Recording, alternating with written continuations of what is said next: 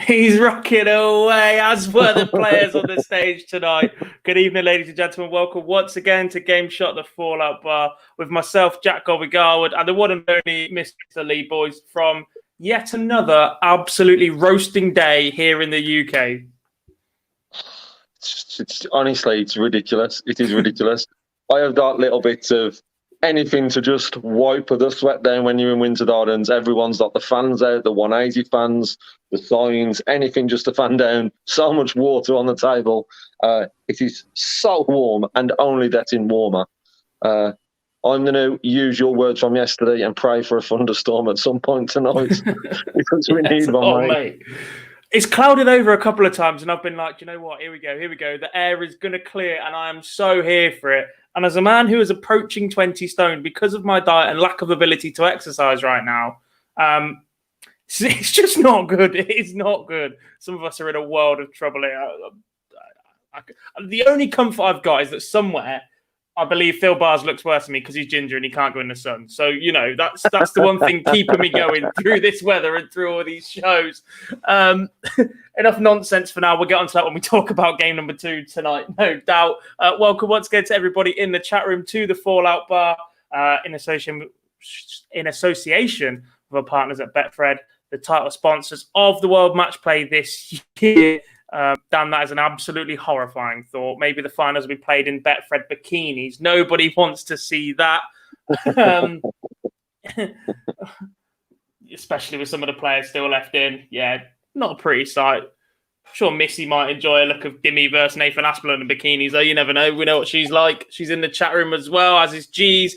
Dan, Reese, we've already had a couple of words. Maliki, all the regulars are in. Craig Tugboat joining us for the first time this week. The man isn't on Twitter and wasn't paying attention enough on Monday night when we announced a show in last week's Live Lounge. So he's missed out on all the action this week, but he has joined us tonight as we review all of the action from the first night of the quarterfinals. Game number 1, Lee. This one shouldn't take so long. I don't think this is going to divide as many opinions. I think we might breeze through this one just a little bit and save ourselves a bit of time to talk about game 2 in a bit more depth, because there's certainly a few comments in the chat room already that are definitely going to be flashed up on screen. Don't forget, if you do want to get involved, just fire away in the bottom, and Jarlif in the background will get your comments up on screen, and we'll have a few discussions about those. Unfortunately, if you listen via catch up on a podcast service, thank you for joining us. But obviously, difficult for you to get involved. Maybe tweet us after the event if you agree or disagree with anything throughout the day tomorrow. Some of us might be on an early finish from work, so, you know, bit of time to reply to you in the evening. Let's talk the darts then, mate. That's enough random waffle at the start and the introduction out of the way.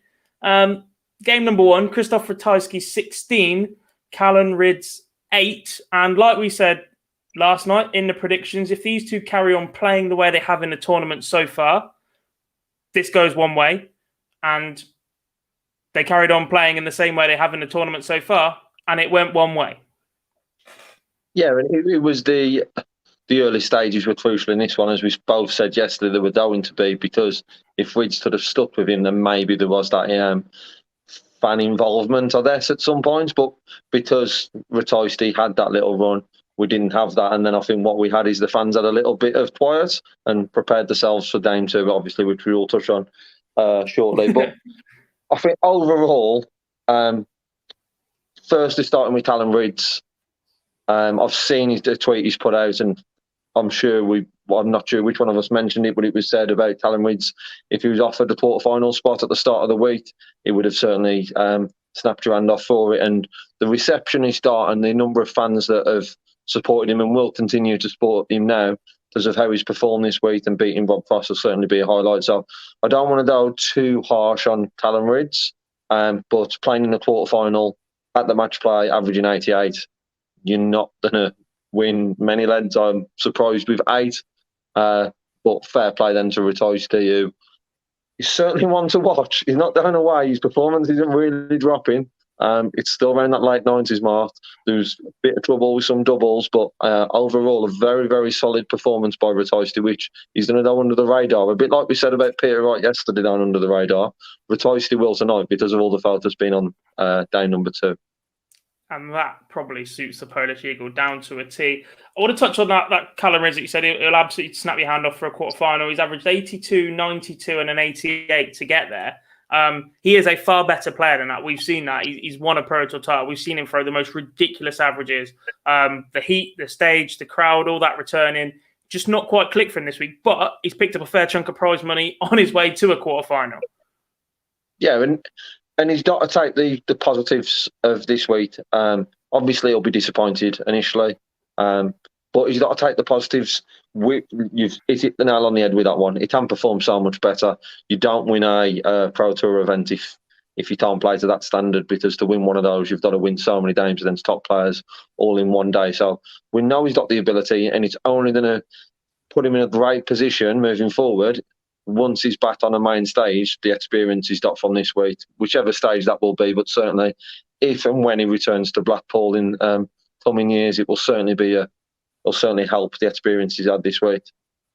Yeah, completely agree. And on to the Polish Eagle himself then. A really solid week this week so far from him, taking out Brendan Dolan, Luke Humphreys and then Callum Rydz to set up a semi-final spot with the Game 2 victor. If you don't know who that is, you're under a rock for the last couple of hours. I've absolutely no idea why you're sat watching us against Dimitri Van den Bergh. It's a run that wasn't really expected of him before this tournament. There was a friend in a WhatsApp group earlier in the week that posted tournament odds for Ratajski and said this is worth an each way. And I was like, he's won about 5 games in his last 8 Pro Tours. He's in absolutely no form at all compared to the Ratajski of a year ago and 18 months ago when he was absolutely just smashing through fields on the floor in particular, starting to translate that game to TV. Hadn't quite seen that so far in 2021, but this run will certainly help him out. Yeah, and what we've seen from him is levels of performance, but not consistently on TV. I think the stat was around 5, these last 5 first-round matches, averaged over 100, and obviously we've then seen him drop off. That it has dropped slightly, but to still averaging around 97 in 24 legs of darts in that heat. And I know I keep mentioning how warm it is, but in that heat, to put any sort of performance in like that over 3 games, it puts him in a good place going into a semi-final, which is not going to be favourite.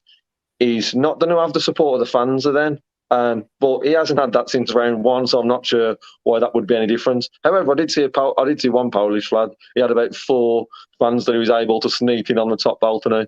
So there was some fans in there for him, but he's just going to be in the same position as he's been all week. He's going to be not expected to win. He's not going to have the fans on side. But we've seen now he can consistently perform on that stage, so he's certainly going to be pushing his semi-finalist all the way. Yeah, like I said, his average has dropped each round, but as the games get longer and they become arguably a bigger test as the tournament goes on, he's still been consistently solid enough. I mean, tonight he was 97 average, 35% on the doubles. Probably needs to sharpen up a little bit on double 16, as I saw one of the comments pop up on screen. But he's still definitely got the game and the composure to take on Dimi in the semi-final after tonight. Yeah, I agree. And I think Ratajski would prefer to be playing Dimi than he would be playing Price as well. And obviously, we've seen it before, haven't we? We've seen it in a semi or final of a Pro Tour on the stream where the Price reactions and emotion got to Ratajski. I think it was the back end of last year or the early part of last year. We've seen that happen. So he'll be far more comfortable playing Dimitri Van den Bergh tomorrow. Not tomorrow. Saturday. Yeah, but the comment that was just on the screen about him being there's no emotion, he's quite robotic in regards to how he is. I agree with that. Against the rest of the field in the PDC, other than against Derwin Price. So, like I said, I'm sure when he's looking at that second quarter-final tonight, he's got the draw that he would have wanted, and that is not saying anything bad about Dimitri because of the scores that he's putting in currently. But against an opponent, he'd rather be up against him. But it is going to be a very, very good semi-final. I personally think because of how Ratajski's played this week. Yeah. Now, usually what would happen right here is that we drop you in a clip of the interview And then you can go away and watch the full interview on our YouTube channel. They're not quite ready yet. So what we're going to do is we're going to talk about game 2. We're going to be here long enough tonight, I think, anyway. We finished a little bit earlier than through the rest of the week. So when we do get both clips, we'll drop them in. We'll play them back to back for you if you want to hear what Ratajski had to say in a brief stint and what Dimitri had to say in a brief stint. And then you can go away and watch the full interview on our YouTube channel with the Ginger Ninja that is Mr. Phil Bars and the rest of the media crew that are there in Blackpool. So with that, I think we have made the fans watching tonight wait long enough for this. Let's talk about game number 2. Gerwyn Price, the world champion, the world number 1, is out in the quarterfinals. The World Matchplay remains the only televised PDC major that he has not made at least the semi-finals of in his PDC career. And the reigning Matchplay champion is into another semi-final. And with another fantastic performance. So obviously I'm sure we'll touch on the antics of both players in that game and after the game. But just looking at the performance of Dimitri throughout that, if you take that aside and you're just looking at numbers, to average 102 in a game that he was underdog, he's playing the current world champion. And one thing we said yesterday that actually I was proven wrong by the Winter Gardens fans is that Dimitri would have the support in there. That wasn't the case throughout all that day. There was an awful lot of Gerwyn Price fans in there. And there's a lot of chanting for his name early on. There was a bit of booing, as we've seen all week, when people are having doubles. Can't remember many times that Dimmy would have been booed going for a double at any venue around the world. And he's reacted to all of that from the fans' perspective very, very well. I can see you smiling, so I know what you're going to touch on to now. Well, it's just impossible to not refer to the crowd and the way that the two players approach this match while we're in discussion about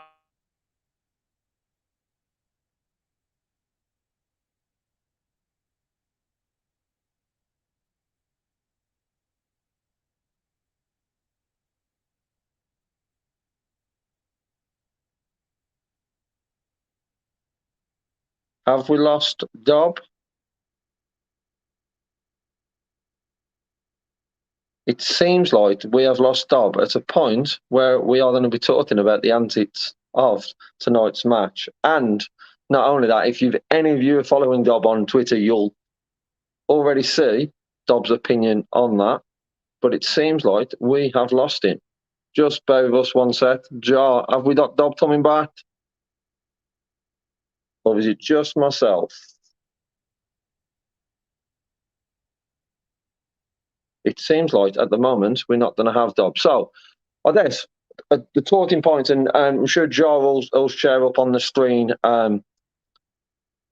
your opinions about what happened. For me personally, what Gerwyn Price had done on the stage, I didn't see any issue with. I thought Dimitri handled it very well. Personally, the dance move at the third break I thought was very funny. For me, it wasn't too far. I understand that people will see it as being run. We saw similar stuff with Gary Anderson in the Grand Slam final a few years ago. But for me, what happened today was that Gerwyn Price tried to rile up Dimitri early on, and Dimitri kept it very, very calm throughout. And we are now joined by Jarla Featon. We are, but thankfully Gob's here now. He's back. So I can now see, surprise, surprise, he decides to leave his Wi-Fi. So I'm going to go back into the background, everybody. Goodbye. Bye. So, Gob. Maybe I just didn't fancy a conversation about what was coming up after my Twitter feed throughout the night already. Where did you get to, Lee? I'm not sure. Yes, I'm not sure if you were. I just touched upon initially sending everyone towards your Twitter page to read your comments if you wasn't reappearing, and also going against your comments to say that I don't think that Gerwyn Price did anything wrong tonight, and this is where I will hand the question over. I'll put it over to you to elaborate more on your Twitter post around why you think that Gerwyn Price stepped over that line potentially tonight. Look, he hasn't broken any rules, and that is the most frustrating part about it. But there is going to come a time where it goes too far in this sport. We've already seen it in that Grand Slam final, right? I am very much of the opinion, and always will be, that the deciding factor in a sporting contest should be who is the best at that sport, who performs the best in that moment, not everything else that comes with it. I cannot stand football teams that shithouse their way to results or whatever else. Like, you should be able to go out, play your game, and if you're better at it, you should win. If you're not, go away, practice some more, come back and do it again, right? I can't even see the chat room because it hasn't loaded again, thankfully. I can't bother to reload the stream. So that's probably... Let's reload that just to see what everyone else is saying. First of all, Dob, I was waiting. I knew the word shithouse was going to come out of your mouth at some point during the reviewing of this game. One, I knew that was going to happen. But it's after 9 o'clock. It's after 10 o'clock. Look. And secondly, on that, for me, there is levels and there is a certain line that you shouldn't cross. I think he crossed that today. And I just think today, for people celebrating, but I've said this.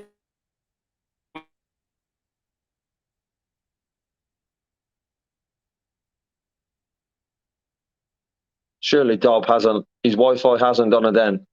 Twice in one night.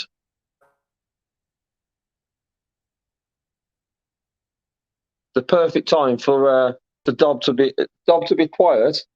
And there's only me who's able to share my view on this. And that's for the person I'd seen pop up around the Twitter post that Dob put on there, it was just a bit crossing the line in regards to how many occasions that Derwin Price sort of pushed it with a head, with a nod at the celebration, the dance, and all of them built up was what Dob's opinion on it. And it'll be interesting now, as he's just joined me, Jarla Featon, to hear what your opinion is on this.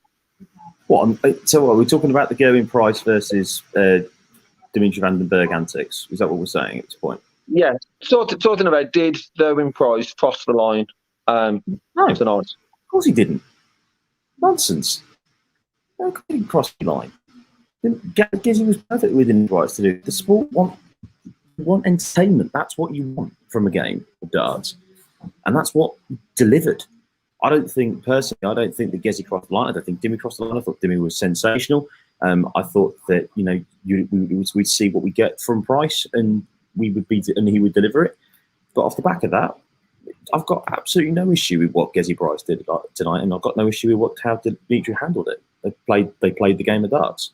That is how it works. But I'm sure this man here disagrees with everything that I've just said. I always disagree with what you've just said. I've swapped device. I have no idea why. You swapped device? Yeah. Okay. Well, in which case then, again, I'm now going to leave you because people actually need to do some work here in Blackpool, and I will leave you to discuss it all. I thought that's what I was doing. A bit of work, just talking to Dob and disappearing. Yeah. This week was going so well. The last couple of nights have been absolutely all good, and tonight not so good. So yeah, brilliant. Dob, obviously where he took you off, you were just about to say, as the question was asked around, why you think that he crossed the line tonight. Also, I have mentioned to the people who are not on social media or not on Twitter what your post alluded to around the amount of times that Derwin Price did something that potentially would have then had an impact on Dimitri. So back to you, my friend. Look, I don't want robots in this sport. That is absolutely not what I'm saying. I'm not going to sit here and tell you that I want people to just get up there, do nothing, and give us bland interviews at the end, because that's not what I want. That's not the business we're in. That's not what I want to see as a fan, right? But there is a line, right? There is a moment where the reactions are no longer for your own benefit. They're no longer genuine emotions. They're no longer, okay, I've just done something really good. I'm going to let something out in that moment, that release of emotion, right? The amount of times tonight that was aimed at his opponent, the double celebrations, the cheer at the hockey, then turn around and seeing he's got his back to him and screaming a bit louder just so he knows he's there.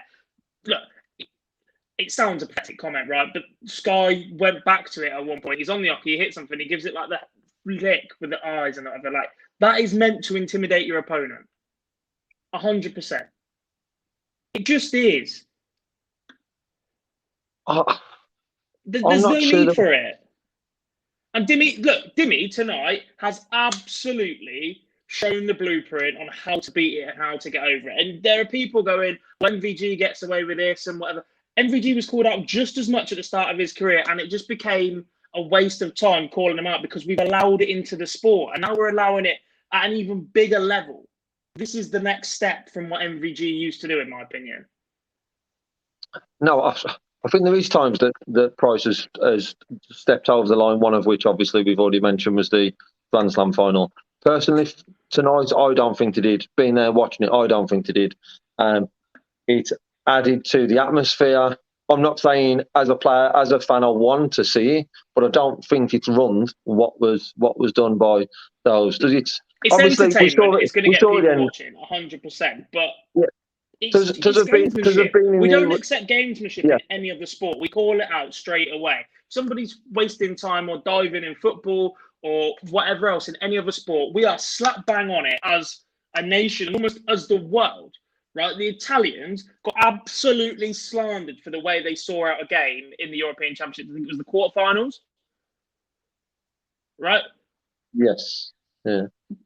But this is like, it's comparable, and yet people are going, there's always an excuse for it. There's always, well, if you're not calling everybody out, then you have to do this. Like, I have called everybody out. I called Luke Humphries out in a week for sarcastically clapping the crowd after they booed a Ratajski, after they whistled a Ratajski shot that didn't go in.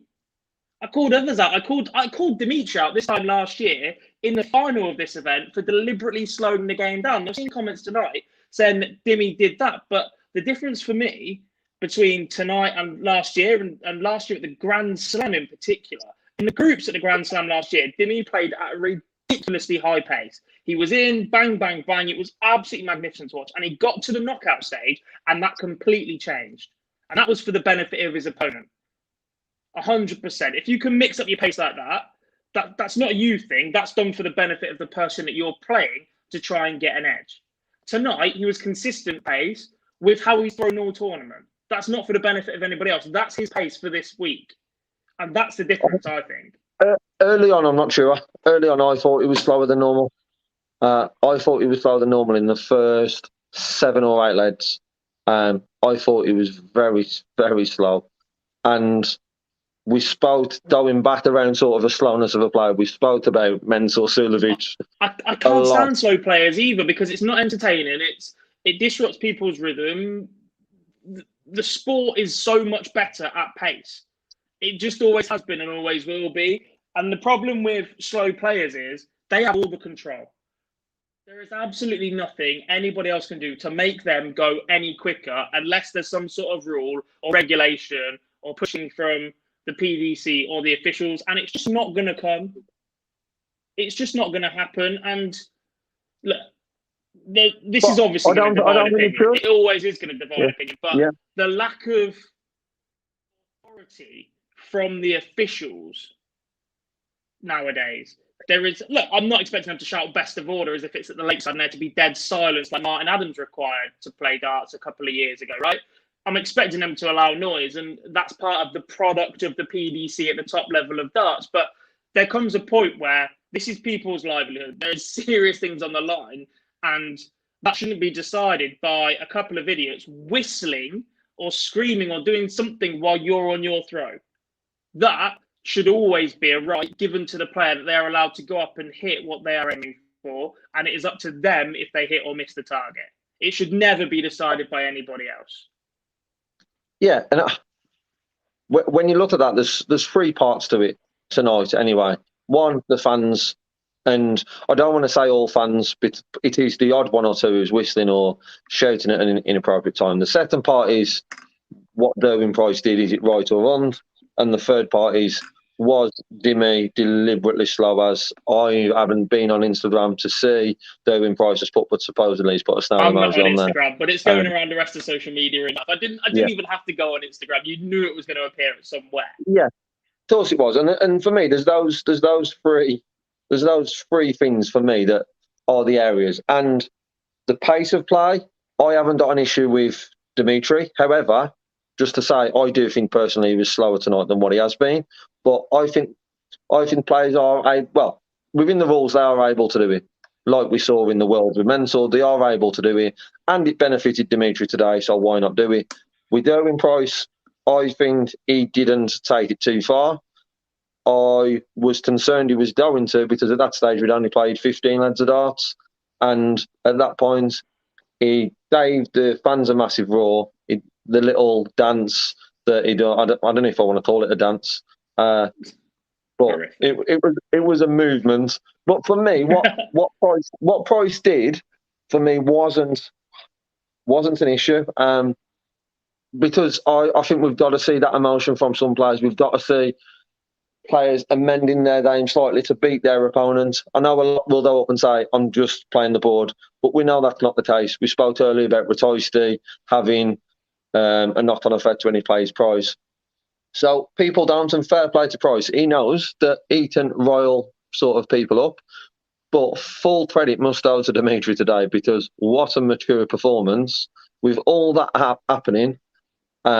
All he was constantly doing, more than anything, was trying to calm down his partner, because his partner, I could see, was on the balcony going absolutely crazy. And he, in regards to, riling Dimmy up to let him go in, but Dimmy was so calm under pressure. And to use a quote from Michael van Derwen's post, doing the right things at the right times, that is exactly what Dimitri done today, to get himself that lead and wrap the win up, and it is a fantastic performance from Dimitri. But the talking point is going to be from this game, unfortunately, what happened and is it right or wrong, and it will deflect away from the level of performance of Dimitri. No point trying to sit here and say he's broken rules, but the phrase that you have to use to describe antics like tonight is gamesmanship, and do we want that in the sport? And that's where it's gonna constantly divide opinion. And with that, we will probably talk about it on Monday night's live lounge with the return of Phil Bars, because we all know he'll have an opinion or two on it, as he waded in on Twitter and a few others. So we will talk about that one then. So let's move on. I did promise we'd get an interview. We do have the clip of Rataisi ready for you, so we'll watch that. You can watch the full interview on our YouTube channel once we finish the show, of course. Don't forget to like, comment over on that video as well when you jump over there. And then we'll look at tomorrow's play in the second day of quarterfinal action. So here is Christoph Ratajski in his post-match interview. Thank you. It's something great. I'm really happy that I won this quarterfinals. It's really something big thing for me. Doesn't matter with who I will play, with Dimitri or Gervin. It will be a very big match for me. Bang on from Christoph, and if you want to hear the rest of his word, like I just said, hop over onto our YouTube channel afterwards and catch that clip. Right, let's talk about tomorrow, Lee, and what a night of action we potentially have in store once again. There's plenty of testosterone on show tonight. Expect that tomorrow too.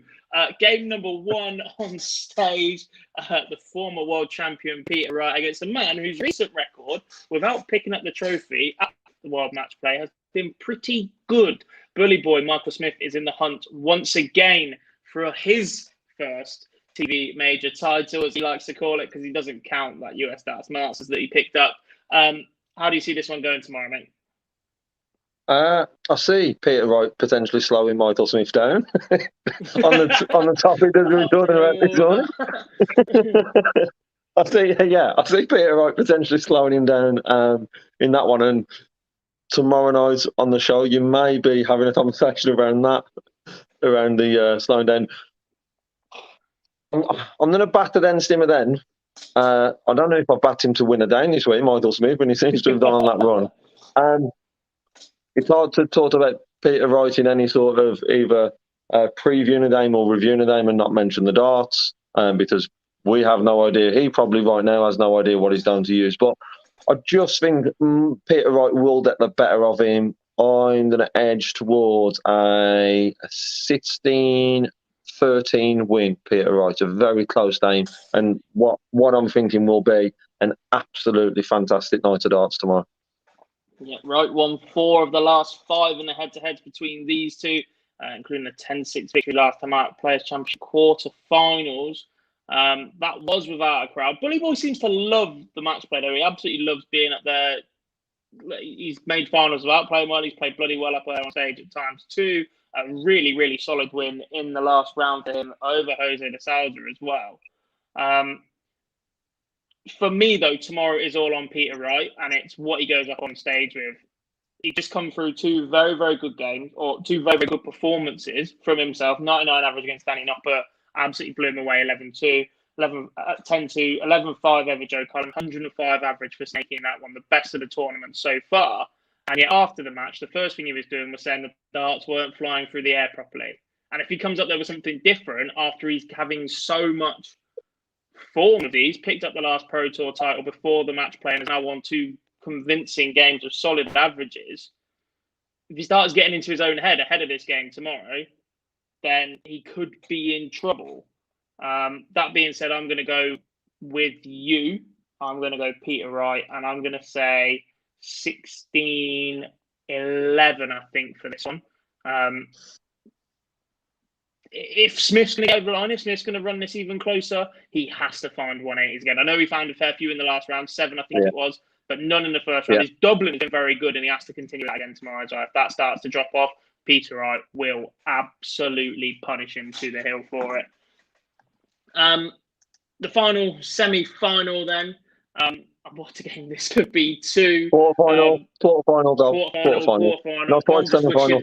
Wishing the week away here, along with don't wish my Blackpool.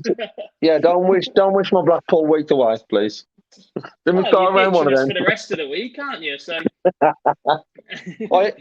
it's because tomorrow I've got an absolutely valid excuse because I am working the other stuff as jars at a mad event. Saturday, I haven't really got an excuse other than the pub. The pub. That is a valid enough excuse in my book. I will let you off get it all week. Still not sure I was going to cover you for the rest of the week. We haven't got that far yet, but we will get someone else in for the last 2 days for the Fallout Bar. Final quarterfinal then. What a game this could be. I've said that literally every game for the last 4 nights, it feels like. Michael van Gerwen against Nathan Aspinall. 100 average for MVG in the last round. Good performance against Ian White. Solid enough against Damon Heta too. But you still feel like he hasn't really had a sustained period of somebody going at him. And tomorrow, he absolutely loves that crowd. The crowd absolutely love him. Nathan Aspinall could be the man to really push Michael van Gerwen. So we see what he got in the tank at the minute. Yeah, the only thing for what I've noted with Aspinall is he seems to be struggling with the heat a bit. I've seen that his top's down. He's doing a bit of a Ted Ante / Luke Humphries of this week with the zip right the way down. He seems to be struggling a lot with the heat. But saying that, we saw Michael van Gerwen pour water over his head at the end of his game. So both of which are in the same boat. He's going to be pushed. And MVG, if he performs at the standard that he did around that 100 mark, I ain't too sure it'll be enough against Aspinall. He's got to step it up. He knows he's got to step it up as well, I think. But one thing we keep saying, MVG is not playing that well compared to MVG standards. Compared to the rest of the field, he's playing some pretty good stuff. Honestly, my head is saying MVG. My heart is saying Nathan Aspinall. 18-16. Nathan Aspinall. Extras, are we? We're getting the extras. Yeah. 18-16. Nathan Aspinall. Interesting. I think tomorrow is going to be the only one of the 4 quarterfinals where we see the winner win with a lower average. Because I think MVG will consistently throw at a level that his average equates to better than Nathan Aspinall, but Aspinall is capable of those moments of magic. And we're seeing them more from him than we are MVG recently. MVG of old, 2016, 2017, would absolutely put his foot on your head and drown you with a 1-4 something, for instance, at the right moment that completely turns the game on his head. Nathan had that in his locker against Gary Anderson, and I think he's still got that in his locker here. And I think that's what's going to get him over the line. But he will have a couple of legs or a patch where he just drops off a bit. it's incredibly difficult to just play solid for potentially 31, 33, 35 legs if it needs that many. So I'm going to Asp in a scrappy one, 16-13. I don't think we need the extra legs, but I think he sneaks over the line towards the back end.